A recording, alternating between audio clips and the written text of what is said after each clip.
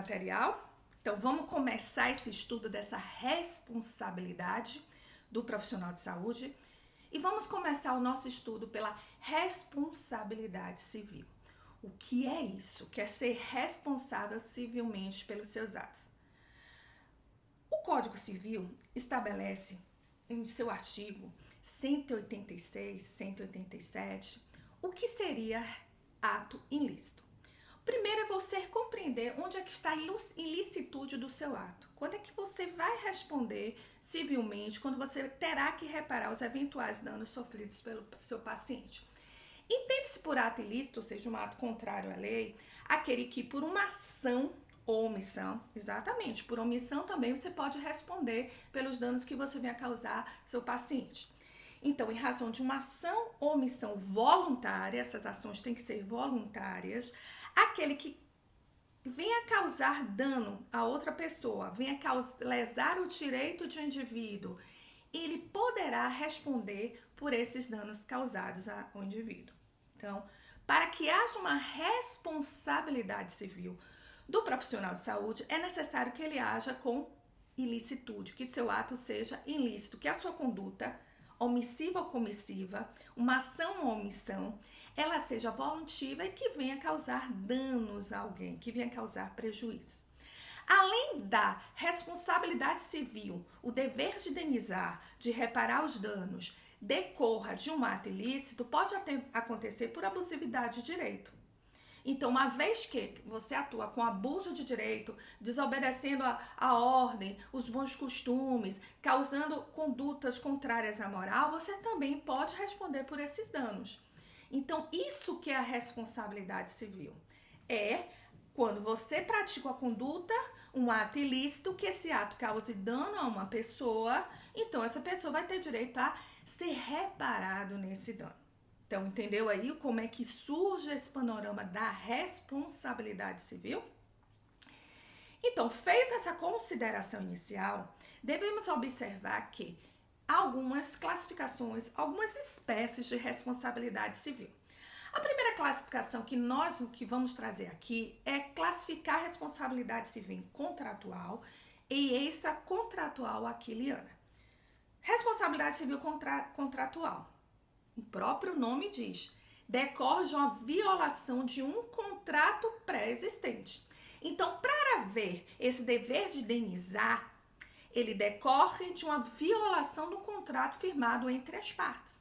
Então, havia um contrato, você viola, você médico, firmou com o seu paciente, ainda que de forma verbal, um contrato, né? Até normalmente o contrato, digamos assim, do médico, ele se firma pelo termo de responsabilidade livre esclarecido, onde ele vai ali colocar todas as informações ao seu paciente, ele vai dar o ciente, ali está estabelecido o contrato. Ou você pode fazer um contrato formal, escrito, você é cirurgião plástico. Você vai estabelecer um contrato, estabelecendo os valores, o que é a cobertura. Então, é esse contrato formalizado existente que, uma vez havendo um rompimento das obrigações por qualquer uma das partes, porque ele é um contrato, né, que traz direitos e deveres para as duas partes, rompendo-se e trazendo prejuízo, você vai reparar os danos decorrentes dessa desobediência ao que foi estabelecido contratualmente. Existe também a responsabilidade civil extracontratual aquiliana. Essa responsabilidade, de uma forma bem resumida, ela decorre do dever universal de que não devemos causar danos a ninguém. Então, você no seu atuar, você está dirigindo o seu veículo, você sabe da direção defensiva, né? Então, você tem que tomar todo o cuidado para que você não cause danos aos outros motoristas ou ao pedestre. Então, você tem um dever universal de não causar danos a terceiro. Mais uma vez que você não teve o devido cuidado, a devida atenção, venha a colidir com outro veículo, surge o seu dever de reparar um dano, justamente em função desse dever universal de não causar danos a terceiros. Então, o seu atuar tem que ser feito de uma forma que você não venha causar danos a ninguém. Então, é essa uma das classificações, contratual e extracontratual. Feito esse panorama, eu gostaria de destacar nesse momento que o nosso Código Civil, ele adotou como regra geral o que vamos estudar as espécies de responsabilidade agora, que é a responsabilidade subjetiva. Então, o Código Civil tem a regra geral que a responsabilidade civil ela é subjetiva. E em caráter excepcional, quando previsto em lei, a responsabilidade será objetiva. Sim, professora, mas como é que isso se processa? O que é essa responsabilidade civil subjetiva? O que é a responsabilidade civil objetiva? A gente vai ver mais à frente um pouquinho. Mas é preciso que você compreenda que inicialmente o nosso código adotou a teoria da culpa como regra geral. Antes de adentrar nessa classificação, é bom destacar que quais são os elementos da responsabilidade civil. É preciso uma conduta humana volitiva, voluntária, que pode ser uma ação ou omissão.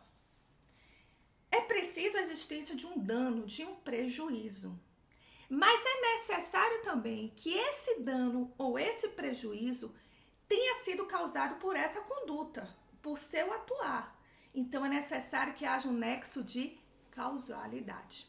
Então, em todas as responsabilidades civis, seja ela subjetiva ou objetiva, haverá esses três elementos: conduta humana voluntária, nexo de causalidade e dano ou prejuízo. Então, havendo esses elementos, haverá uma responsabilidade civil. Mas a gente precisa entender, essa responsabilidade, ela será subjetiva ou objetiva? E isso é importante saber, porque sendo ela subjetiva ou objetiva, teremos consequências, teremos peculiaridades, melhor dizendo, em relação a elas. A responsabilidade subjetiva, que é a regra geral do nosso Código Civil, é a regra geral adotada pelo Código Civil, segundo a teoria da culpa. Além desses três elementos que eu acabei de dizer a vocês, voltando a dizer, conduta, nexo de conduta humana, nexo de causalidade e prejuízo ou dano, é necessário um quarto elemento, que é só específico da responsabilidade subjetiva. É que essa ação ou omissão humana que cause um dano, ela tenha sido praticada com culpa. E a culpa se verifica quando o agente ele não tem a intenção de causar o dano, porque, ele não tem intenção, mas ele assume o risco de fazê-lo. E a culpa, quando eu falo dessa culpa, é uma culpa em sentido estrito sensu, num sentido estrito. Ele atuou com negligência, imperícia ou imprudência. E do seu atuar com culpa, e aí eu volto a dizer culpa em sentido estrito, ele vai ter que indenizar esses danos. Então, ocorre quando há uma conduta culposa do indivíduo.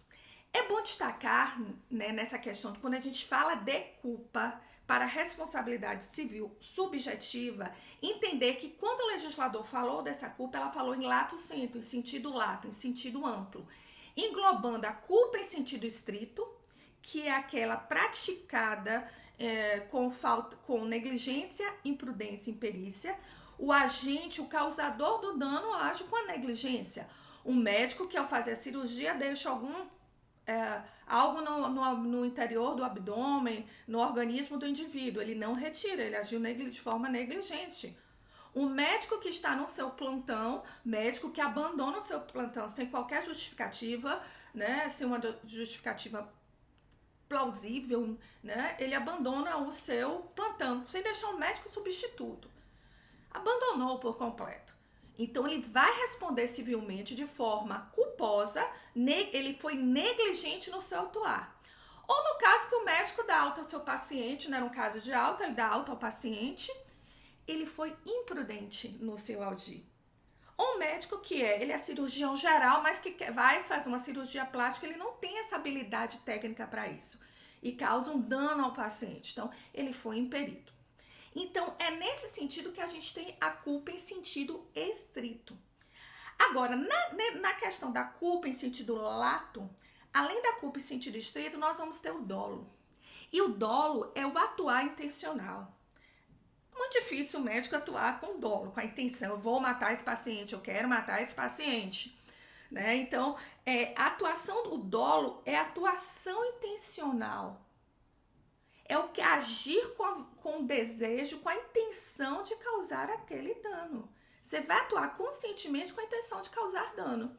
Então, quando isso acontece, também uma responsabilidade civil subjetiva do profissional de saúde.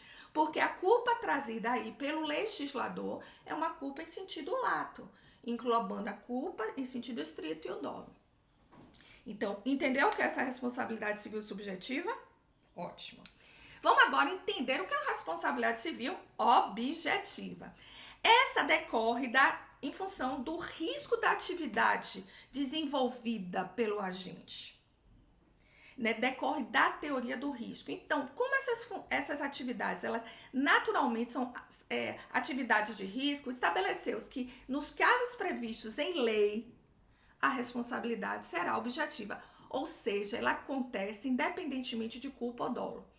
Verificados só aqueles 3 elementos que vimos, né, volto a dizer, conduta humana, nexos de causalidade, prejuízo ou dano, tendo esses 3 elementos, e nos casos expressamente previstos em lei, a responsabilidade será objetiva, independentemente de culpa ou de dolo. Independentemente da vítima ter que comprovar o agir negligente, prudente ou imperito. Bastou estar configurada a responsabilidade objetiva para vir o dever de indenizar.